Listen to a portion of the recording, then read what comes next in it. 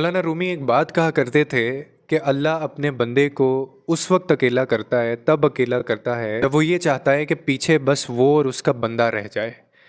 یعنی جب اللہ اپنے اور اس بندے کے درمیان میں کسی کو نہیں لانا چاہ رہا ہوتا نا، اور وہ بندے کو اپنے قریب کرنا چاہ رہا ہوتا ہے، تو تب وہ پھر اس بندے کو اکیلا کر دیتا ہے۔ اس سے جڑے جو رشتے ہیں وہ اس کو تکلیف دینے لگتے ہیں، یا اس کا بہت اپنا اس کو چھوڑ کے چلا جاتا ہے۔ اور پھر وہ آگے سے کہتے ہیں کہ میں اکثر یہ سوچتا ہوں کہ وہ کتنا بڑا اور کتنا خوش نصیب انسان ہوگا کہ جس کو اللہ خود اپنے قریب کرنا چاہتا ہے، جس کو خود اللہ اپنے لیے چنتا ہے۔ بے شک وہ وقتی طور پہ لوگوں سے دھوکے لوگ اس کو دیتے ہیں، تکلیف دیتے ہیں، کوئی اپنا اس کو چھوڑ کے چلا جاتا ہے، یا کوئی بڑی تکلیف سے وہ گزارتا ہے، اس کو اکیلا کر دیتا ہے بندے کو۔ لیکن آپ اس کے پیچھے جو ایک بڑی وجہ ہے وہ کتنی خوبصورت ہے، اور کتنی بڑی خوش نصیبی ہے کہ اللہ اس بندے کو اپنے قریب کرنا چاہ رہا ہوتا ہے۔ یعنی کتنی خوبصورت تنہائی ہے، کتنی زبردست یہ آئسولیشن ہے کہ ایک عام انسان یا ایک گناہ گار بندہ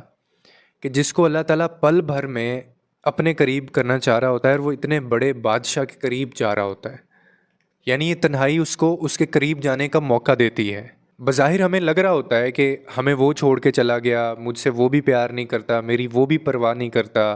یا شاید لوگ جو ہیں وہ وفادار نہیں رہے، وفا نہیں ملی، مجھے محبت نہیں ملی، نہ جانے کیسے کیسے احساسات اور جذبے جن کی ٹھوکریں ہمیں ملتی ہیں اور ٹھیس پہنچتی ہے ہمارے دل کو ان سب احساسات کی وجہ سے۔ لیکن یہ کتنی خوبصورت بات ہے جو شاید ہم لوگ سمجھ نہیں پاتے کہ اس کے بعد آپ جس ذات سے جڑ رہے ہیں، جو ذات آپ کو اپنے قریب کر رہی ہے، تو یہ گھاٹے کا سودا تو نہیں ہو سکتا۔ اور پھر مولانا رومی اس کی ایک اور سائڈ بھی بتاتے ہیں جو اس سے بھی ضروری ہے، اور وہ یہ ہے کہ وہ کہتے ہیں کہ جہاں ایسے شخص کو وہ بہت خوش نصیب کہہ رہے ہیں، ایسے انسان کو، وہ کہتے ہیں کچھ ایسے بد نصیب بدبخت انسان بھی ہوتے ہیں جو اس موقع کا فائدہ نہیں اٹھاتے، اور اس موقع کے بعد بھی وہ پھر بھی انسان کی ہی پرواہ کرتے ہیں لیکن اپنے رب کی پرواہ نہیں کرتے۔ بدبخت اور بد نصیب ہے وہ شخص جو تب بھی انسان کی فکر کرتا ہے، انسان کی پرواہ کرتا ہے،